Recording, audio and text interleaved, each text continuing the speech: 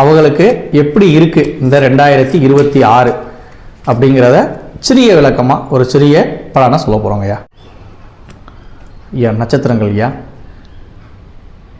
உலக அளவில் இவர்களுக்கான மதிப்பும் மரியாதையும் கூடும்.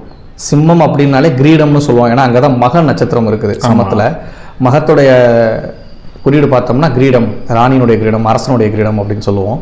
அப்படி இருக்கும் பட்சத்தில் இவர்கள் 2026 பிரசித்தி பெற்ற நபர்களாக வருவாங்க.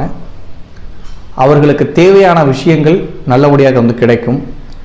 இவங்களை பொறுத்த வரைக்கும் நீரிலும் நிலத்திலும் ஒரு கால் அப்படிங்கிற மாதிரி 2025 இருந்திருப்பாங்க. அதாவது மனநிலையை பொறுத்து இதை செய்கிறதா அதை செய்கிறதா அப்படின்னு இல்லாமல் 2026 தெளிவான ஒரு முடிவு எடுத்து தெளிவான ஒரு விஷயங்களை செய்வாங்க.